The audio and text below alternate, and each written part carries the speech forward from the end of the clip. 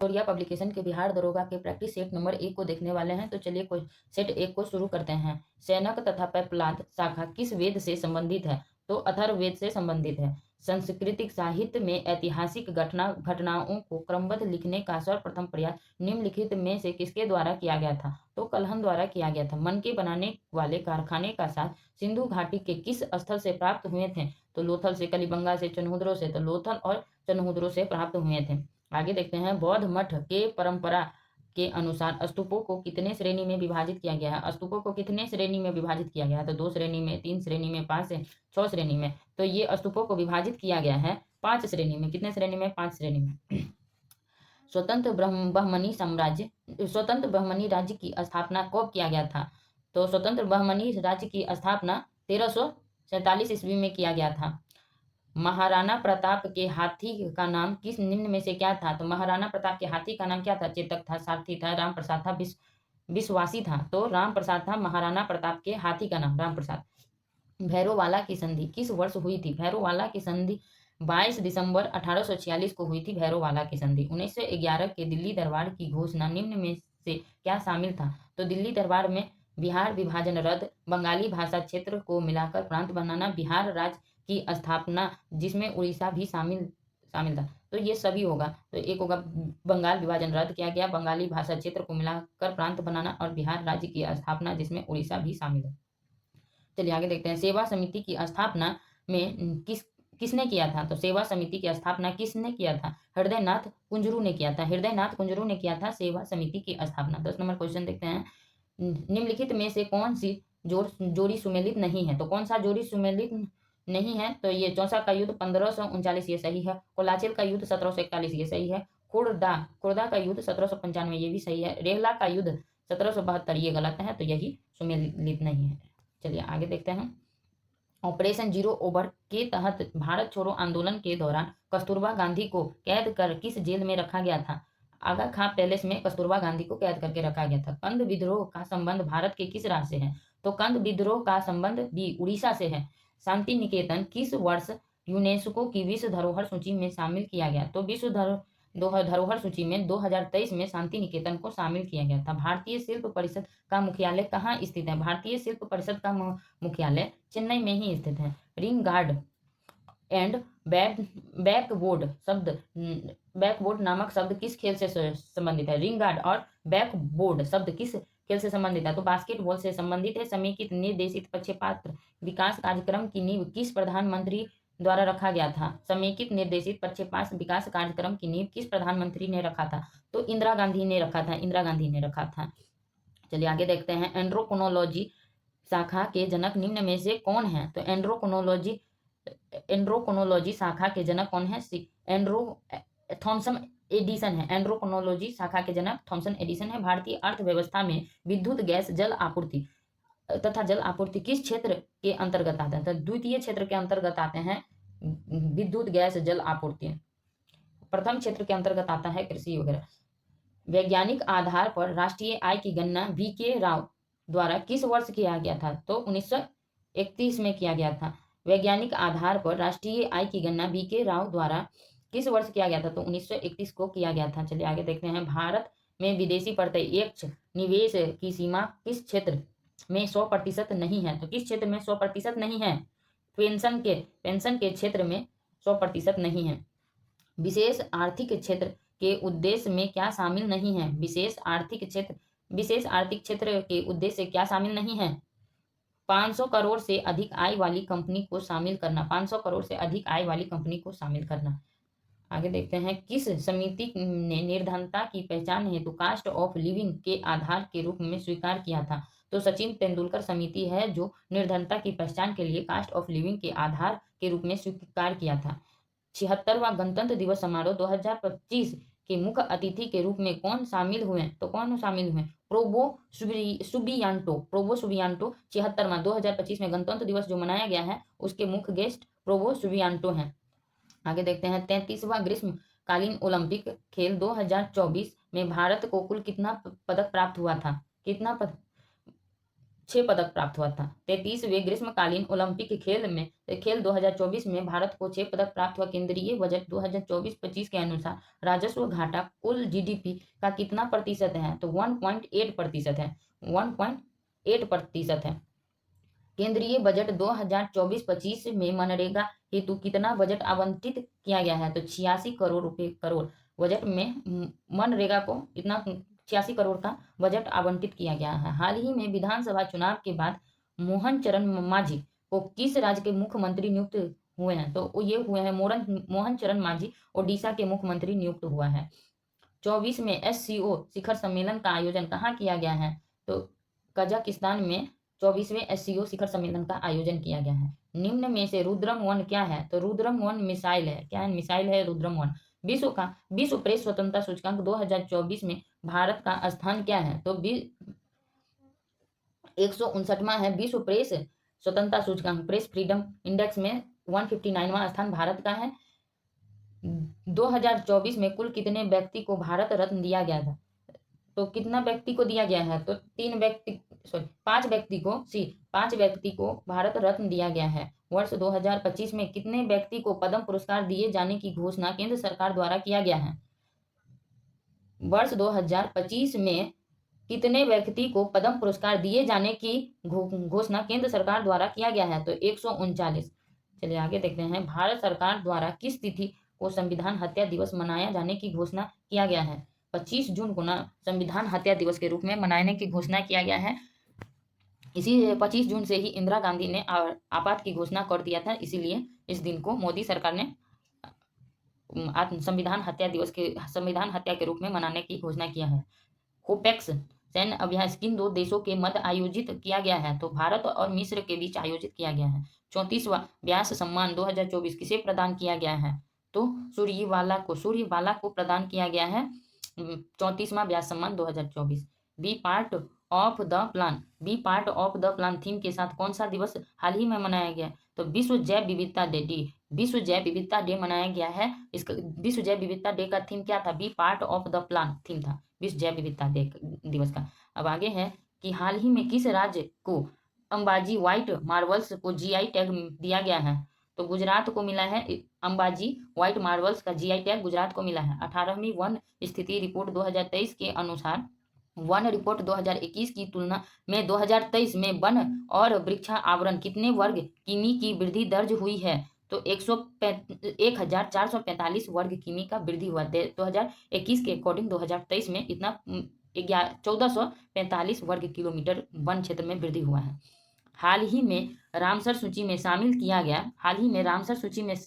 किया नजरायन पक्षी अभ्यारण्य का संबंध किस राज्य से है? तो इसका संबंध है तमिलनाडु राज्य से। नजरायन पक्षी अभ्यारण्य कहाँ है? तमिलनाडु में। भारत सरकार ने कब तक चंद्रयान 4 प्रक्षेपित करने का लक्ष्य रखा है? तो ये चंद्रयान 4 को भारत 2028 तक प्रक्षेपित करेगा। 96वां ऑस्कर अवार्ड 2024 किस फिल्म को सर्वश्रेष्ठ फिल्म का अवार्ड दिया है? ओपेनहाइमर को सर्वश्रेष्ठ फिल्म का अवार्ड मिला है 2024 में। 2024 में 96वां ऑस्कर अवार्ड हुआ है। किस राज्य द्वारा विधवा पुनर्विवाह प्रोत्साहन योजना शुरू किया गया है? तो झारखंड द्वारा शुरू किया गया है। सार्थक खंड वाले शब्द निम्न में से क्या कहलाते हैं? सार्थक खंड वाले शब्द निम्न में से क्या कहलाते हैं? यौगिक कहलाते हैं। सार्थक खंड वाले शब्द निम्न में से क्या कहलाते हैं? यौगिक है। इत्यादि का सही संधि विच्छेद क्या है? तो इत्यादि का सही संधि विच्छेद इति जोर आदि है। पाप पुण्य में कौन सा समास है? तो पाप पुण्य में कौन सा समास है? द्वंद्व समास है पाप और पुण्य। चलिए आगे देखते हैं। हथेली पर सरसों नहीं जमती मुहावरे का सही अर्थ है कि हर काम में मनमानी नहीं चलती, सरसों के लिए जमीन चाहिए, हथेली नहीं, काम के लिए समय चाहिए, सफलता समय पर आती है। तो इसका हो जाएगा सी, काम के लिए समय चाहिए, हथेली पर सरसों नहीं जमती, इसका मुहावरे का अर्थ है। निम्नलिखित में से कौन सा वाक्य शुद्ध है? तो कौन सा वाक्य शुद्ध है? एक एक वाक्य आपके तुल्य है, आपका एक एक वाक्य तुला हुआ है, आपका एक एक वाक्य तुले हुए एक एक वाक्य आपके हैं। तो इसका ए हो जाएगा, एक एक वाक्य आपके तुले हुए हैं, ये सही है। Are you really desire visiting dash Japan? तो ऑफ होगा इसका option A, option of. Choose the correct English translation that given sentence in Hindi. भूगोल सीखना कठिन है। Geography is difficult to learning, geography is difficult to learning होगा। Choose the opposite word for the given question, तो gorgeous, gorgeous का opposite word होगा plain, plan, plan होगा gorgeous का अपोजिट वर्ड, ये ऑप्शन सही है।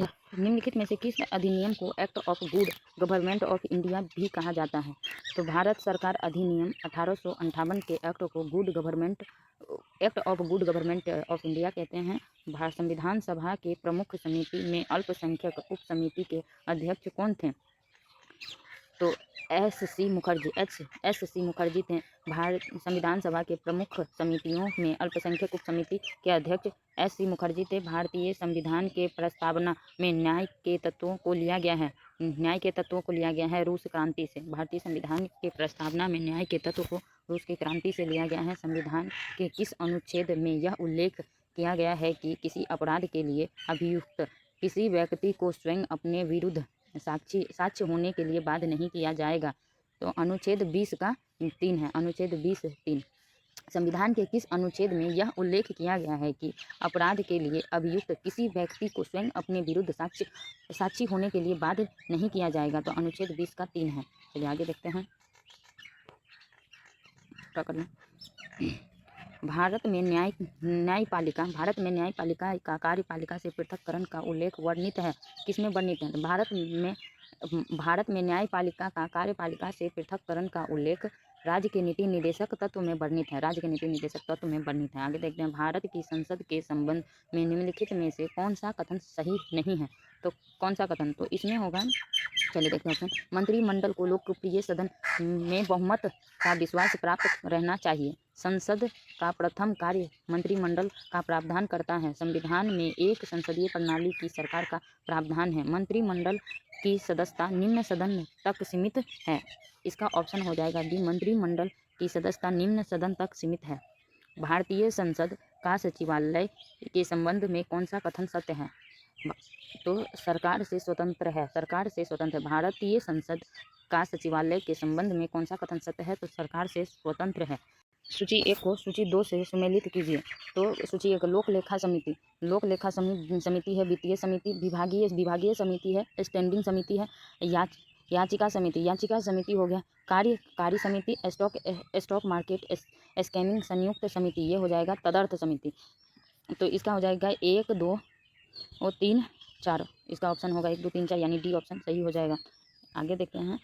71वें संविधान संशोधन अधिनियम 1992 द्वारा निम्नलिखित भाषाओं में से किस भाषा को संविधान के 8वीं अनुसूची में जोड़ा गया? तो कश्मीरी को जोड़ा गया था। निम्नलिखित में से कौन केंद्र और राज्य में राजस्व बंटवारे के लिए मापदंड की अनुशंसा करता है? तो ये करता है वित्त आयोग करता है। कौन करता है? वित्त आयोग करता है। भूवैज्ञानिक समय के सबसे बड़े खंड को क्या कहते थे? तो इओन कहते हैं। भूवैज्ञानिक समय के सबसे बड़े खंड को क्या कहते थे? तो इओन कहते थे। चलिए आगे देखते हैं। निम्नलिखित में से कौन सा ग्रह चट्टानों से बने हुए नहीं है? तो चट्टान से बना हुआ नहीं है, शनि ग्रह है जो चट्टान से नहीं बना हुआ है। एशिया में विश्व का सर्वाधिक जनसंख्या घनत्व वाला देश कौन सा है? एशिया में विश्व का सर्वाधिक जनसंख्या घनत्व वाला देश है सिंगापुर। बादलों की दिशा एवं गति मापने वाला यंत्र स्ट्रेबोस्कोप है। निम्नलिखित में से कौन सा कथन सत्य नहीं है? तो यूरोप एक महाद्वीप है जिसमें कोई मरुस्थल नहीं है, ये गलत है। विश्व का सबसे सूक्ष्म मरुस्थल अटाकामा मरुस्थल है, ये भी गलत है। विश्व का सबसे बड़ा उष्ण मरुस्थल सहारा है, ये भी गलत है, यानी इसका ऑप्शन होगा डी, इनमें से कोई नहीं। निम्नलिखित में से कौन सा दर्रा जम्मू कश्मीर में नहीं है? तो जम्मू कश्मीर में नहीं है, अघिल दर्रा है जो जम्मू कश्मीर में नहीं है। सिंधु नदी का सबसे बड़े सहायक नदी कौन सा है? चिवान नदी है जो सिंधु नदी की सबसे बड़ी सहायक नदी है, चिनाब नदी। निम्नलिखित में से कौन सा कथन सत्य है? तो ये होगा। निम्नलिखित में से कथन देखते हैं। भारत का सर्वाधिक लंबा राष्ट्रीय राजमार्ग NH-44 है, ये सही है। NH-44 जवाहर सुरंग स्थित है। NH-44 में जवाहर सुरंग NH-44 में है, ये भी सही है। राष्ट्रीय राजमार्ग संपूर्ण देश के सड़कों की कुल लंबाई का 2% है, ये भी सही है। यानी एक ऑप्शन का रहा है 1 तथा 2 ऑप्शन का रहा है, बी ऑप्शन का रहा है केवल 2, 3, सी ऑप्शन का रहा है केवल 1, 3, तो इसमें हो जाएगा डी ऑप्शन, यानी सभी सही है। चलिए 69 देखते हैं। राष्ट्रीय पर्यावरण अभियांत्रिक शोध संस्थान की स्थापना कब की गई थी? राष्ट्रीय राष्ट्रीय पर्यावरण अभियांत्रिकी शोध संस्थान की स्थापना 1958 में की गई थी। वन्य जीव अभयारण्य की सर्वाधिक संख्या कहाँ है? तो ये है अंडमान निकोबार में। वन्य जीव अभयारण्य की सर्वाधिक संख्या कहाँ है? भी अंडमान निकोबार में है। जीवित मानव शरीर में सबसे कम मात्रा में पाया जाने वाला तत्व निम्न में से कौन है? तो ये मैग्नीशियम है। जीवित मानव शरीर में सबसे कम मात्रा में, तो सबसे कम मात्रा में कौन सा तत्व पाया जाता है जब आदमी जिंदा होता है? तो मैग्नीज पाया जाता है। इलेक्ट्रॉन की तरंग प्रकृति की खोज किसने की थी? इलेक्ट्रॉन तरंग की खोज किसने की थी? प्राकृतिक तरंग की, तो डी वोग्रगल। आधुनिक आवर्त सारणी के वर्ग के ऊपर से नीचे आने पर तत्व की विद्युत ऋणात्मकता पर क्या प्रभाव पड़ता है? आधुनिक आवर्त सारणी के वर्ग में ऊपर से नीचे आने पर तत्व की विद्युत ऋणात्मकता पर क्या प्रभाव पड़ता है? तो ये घट जाता है। निलंबन में प्रक्षेपित कण का आकार कितना होता है? 10 के पावर 3 - 10 के पावर 4 सेंटीमीटर होता है। लिमोनाइट निम्न में से किस धातु का अयस्क है? लिमोनाइट धातु में लोहे का अयस्क है। लिमोनाइट निम्न में से किस धातु का अयस्क है? तो लोहा का। निम्नलिखित में से किसे रोम विट्रोल भी कहा जाता है? रोम विट्रोल किसे कहा जाता है? तो हरा कशिश को कहा जाता है। हरा कशिश, डी हरा कशिश को कहा जाता है। निम्नलिखित में से किसे नोबल का तेल कहते हैं? किसे नोबल का तेल कहते हैं? तो ट्राई नाइट्रोग्लिसरीन को नोबल का तेल कहते हैं। ट्राई नाइट्रोग्लिसरीन को नोबल का तेल कहते हैं। निम्नलिखित में से सबसे प्रबल उपचायक कौन सा तत्व है? तो फ्लोरीन है सबसे प्रबल उपचायक तत्व। सबसे प्रबल उपचायक तत्व फ्लोरीन है। जीव द्रव्य सिद्धांत के प्रवर्तक निम्न में से किसे माना जाता है? तो हर्टविग को माना जाता है। जीव द्रव्य सिद्धांत के प्रवर्तक निम्न में से किसे माना जाता है? हर्टविग को। निम्नलिखित में से कौन सा कथन सत्य है? तो ये प्रोकैरियोटिक कोशिका में केंद्रक अनुपस्थित होते हैं। प्रोकैरियोटिक कोशिका में केंद्रक अनुपस्थित होते हैं, ये सही है। प्रोकैरियोटिक कोशिका में केंद्रक झिल्ली अनुपस्थित। प्रोकैरियोटिक कोशिका में केंद्रक झिल्ली अनुपस्थित होते हैं, ये गलत है। प्रोकैरियोटिक कोशिका में लिंग प्रजनन पाए जाते हैं, ये भी गलत है। और ये तो गलत है। इसका ऑप्शन हो जाएगा ए। निम्नलिखित में से किस कोशिका के अणु का यातायात प्रबंधक कहा जाता है? निम्नलिखित में से किस कोशिका में अणुओं का यातायात प्रबंधन कहा जाता है? तो गल्जी काय को कोशिका के अणुओं के यातायात प्रबंधन कहा जाता है। जीन की अनुवांशिकी विचारधारा के अनुसार जीन के कार्य की इकाई को क्या कहा जाता है? तो सिस्ट्रॉन कहा जाता है। सिस्ट्रॉन कहा जाता है। जीन की अनुवांशिक विचारधारा के अनुसार जीन के कार्य की इकाई को सिस्ट्रॉन कहते हैं। जीव द्रव्य में कार्बनिक तथा अकार्बनिक यौगिक का अनुपात क्या है? तो कार्बनिक 19:81 है। 19:81 है। आगे देखते हैं। नींबू में लिटिल लीफ नामक रोग किस तत्व की कमी से होता है? तो ये होता है तांबा की कमी से। नींबू में लिटिल लीफ नामक रोग किस तत्व की कमी से होता है? तो तांबा की कमी से। निम्नलिखित में से किस संघ में सभी जंतु खारे जल में पाए जाते हैं? कौन संघ का जंतु? तो संघ पोरीफेरा के जंतु हैं जो खारे जल में पाए जाते हैं। संघ पोरीफेरा वर्ग में जो जंतु आते हैं वो खारे जल में पाए जाते हैं। मेढक निम्नलिखित में से किस वर्ग की प्राणी है? मेढक तो सरीसृप वर्ग के प्राणी हैं मेढक, डी सरीसृप वर्ग के। निम्नलिखित में से किस पादप हार्मोन के छिड़काव से बृहत आकार के फल तथा फूल का उत्पादन किया जाता है? जेबरेलिन्स होगा। पौधे में प्रकाश संश्लेषण के संबंध में निम्नलिखित में से कौन सा कथन सत्य है? तो इसमें हो जाएगा प्रकाश संश्लेषण के लिए कार्बन डाइऑक्साइड, पानी, क्लोरोफिल, सूर्य के प्रकाश की आवश्यकता होती है, ये सही है। प्रकाश संश्लेषण की दर लाल रंग के प्रकाश में सबसे अधिक तथा बैगनी रंग के प्रकाश में सबसे कम, ये भी सही है। प्रकाश संश्लेषण की क्रिया के दौरान जल का उपाचयन ऑक्सीजन के बनने में तथा कार्बन डाइऑक्साइड का उपाचयन ग्लूकोज के निर्माण में होता है, ये भी सही है। यानी इसका ऑप्शन डी सही है।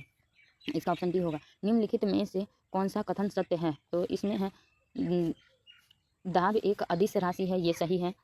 कार्य का विमीय सूत्र ml के पावर 2 और t के पावर 2 होता है, ये गलत है। विस्थापन धनात्मक ऋणात्मक हो सकता है परंतु शून्य नहीं हो सकता है, ये भी सही है।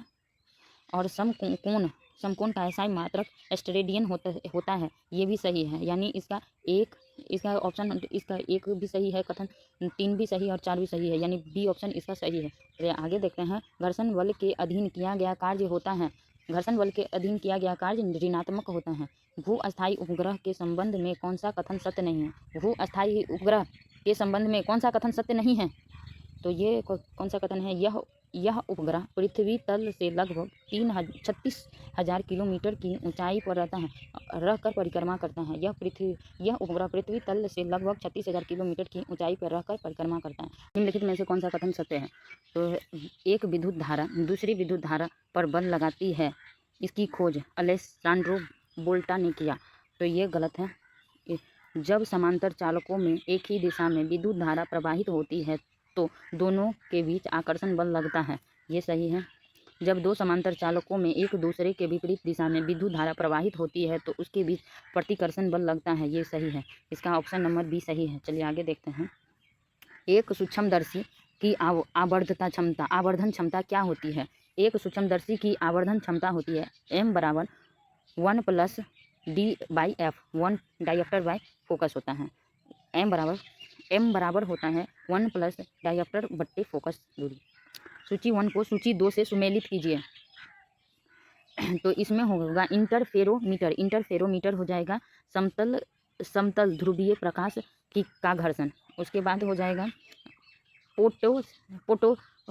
पोटेशियोमीटर का हो जाएगा विद्युत विभवांतर हो जाएगा। कैलोरीमीटर का हो जाएगा विशिष्ट उष्मा क्षमता हो जाएगा। रूलर का हो जाएगा लंबाई। तो इंटरफेरोमीटर का हो जाएगा समतल ध्रुवीय प्रकाश। और उसके बाद हो जाएगा पोटेशियोमीटर का विद्युत विभवांतर। और कैलोरीमीटर का हो जाएगा विशिष्ट उष्मा शक्ति। और रूलर का हो जाएगा लंबाई। चलिए आगे देखते हैं। निम्नलिखित में से कौन सी प्रक्रिया जिसके द्वारा कोई वस्तु कुछ रंग के प्रकाश को अवशोषित करती है और दूसरे को परिवर्तित करती है? तो ये हो जाएगा विवर्तन और अपवर्तन हो जाएगा। समांतर श्रेणी, अब मैथ का क्वेश्चन है। समांतर श्रेणी 21, 18, 15 का डैश का कौन सा पद -81 होगा? तो इसका ना सॉल्व करने से 35वां पद 81 होता है। संख्या 17 के पावर 1999 प्लस 11 के पावर 1999 माइनस 7 के पावर 1999 के इकाई के स्थान पर अंक होगा। तो इकाई के स्थान पर जो अंक होगा वो 1 होगा। इसको सॉल्व करने से 1 आता है आंसर। 6 व्यक्तियों का औसत भार 3 ग्राम कम हो जाता है। 6 व्यक्ति का औसत भार 3 ग्राम से कम हो जाता है जब 80 ग्राम भार वाले एक व्यक्ति के स्थान पर नए व्यक्ति आ जाता है। नए व्यक्ति का भार ज्ञात कीजिए। तो इसका नया व्यक्ति का भार हो जाता है 62 ग्राम। चेंज किया है, 80 ग्राम के जगह में 62 किलोग्राम का आदमी आ गया है। 1290 रुपये के एक धनराशि को 4 वर्ष में भुगतान करना है। यदि साधारण ब्याज की दर वार्षिक 5% हो तो प्रत्येक बराबर किस्त क्या होगी? तो प्रत्येक बराबर किस्त होगा 300 रुपया। चलिए आगे देखते हैं। एक ट्रेन 90 किलोमीटर दूरी समान गति से तय करती है। यदि चाल 15 किलोमीटर प्रति घंटा बढ़ा दिया जाए तो समय 30 मिनट कम लगता है। तो ट्रेन की वास्तविक गति क्या होगा? तो 45 किलोमीटर प्रति हावर होगा। एक ट्रेन 90 किलोमीटर की समान गति से तय करता है। एक ट्रेन 90 किलोमीटर दूरी समान गति से चलता है। यदि चाल 15 किलोमीटर प्रति घंटा बढ़ा दिया जाए तो 30 मिनट कम समय लगता है। ट्रेन का वास्तविक गति पूछ रहा है। तो ये हो जाएगा 45 किलोमीटर प्रति हावर। आज का सेट यहीं समाप्त करते हैं। मिलते हैं फिर से नए सेट में।